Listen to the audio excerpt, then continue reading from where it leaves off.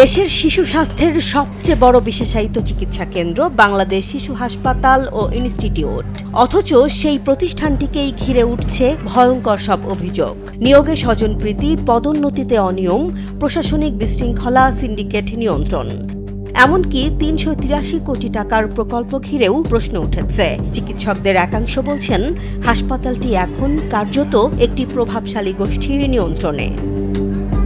অভিযোগ রয়েছে, যোগ্যতা ও নিয়ম উপেক্ষা করে বিভিন্ন পদে নিয়োগ ও পদোন্নতি দেওয়া হয়েছে।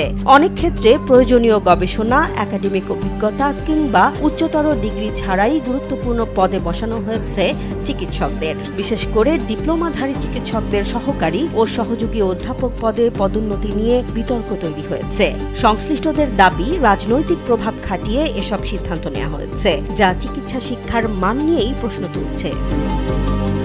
শুধু তাই নয়, আওয়ামী লীগ সরকারের পতনের পর অ্যাডহক ভিত্তিতে ৬৫ জন চিকিৎসক নিয়োগের ঘটনাও আলোচনায় এসেছে।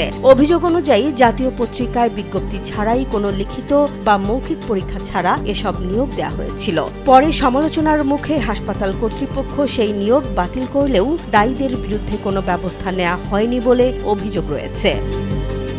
এদিকে হাসপাতালের পরিচালনা বোর্ডের চেয়ারম্যানের বিরুদ্ধেও উঠেছে ক্ষমতার অপব্যবহার ও প্রশাসনিক হস্তক্ষেপের অভিযোগ রয়েছে, জরুরি সেবার জন্য যানবাহনের সংকট থাকলেও চেয়ারম্যানের ব্যবহারের জন্য প্রায় ৪৮ লাখ টাকার গাড়ি সংগ্রহ করা হয়েছে। একই সঙ্গে হাসপাতালের অভ্যন্তরে ৮ জন চিকিৎসককে ঘিরে একটি শক্তিশালী সিন্ডিকেট সক্রিয় বলেও দাবি করছেন সংশ্লিষ্টরা। সবচেয়ে বড় বিতর্ক এখন ৩৮৩ কোটি টাকার শিশু হাসপাতাল সম্প্রসারণ ২ প্রকল্প নিয়ে।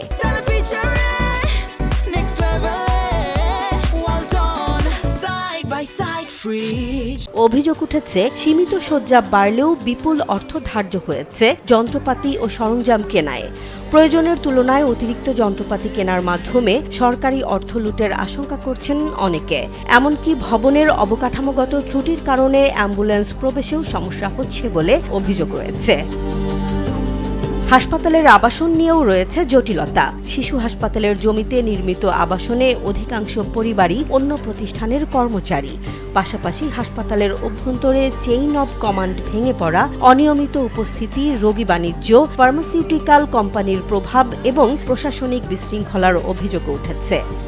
তবে এসব অভিযোগ অস্বীকার করেছেন হাসপাতালের চেয়ারম্যান অধ্যাপক ডাক্তার AKM আজিজুল হক। তার দাবি, নিয়োগ ও পদোন্নতিতে আইনের কোনো ব্যত্যয় ঘটেনি। দেশের সবচেয়ে গুরুত্বপূর্ণ শিশু চিকিৎসা কেন্দ্রকে ঘিরে এমন অভিযোগে এখন বড় প্রশ্ন, শিশু হাসপাতাল কি সত্যিই সেবার জায়গা হারিয়ে প্রশাসনিক দ্বন্দ্ব আর সিন্ডিকেটের কবলে পড়ে গেছে? আর এর প্রভাব শেষ পর্যন্ত পড়বে না তো সাধারণ রোগী ও শিশু স্বাস্থ্যের ওপর?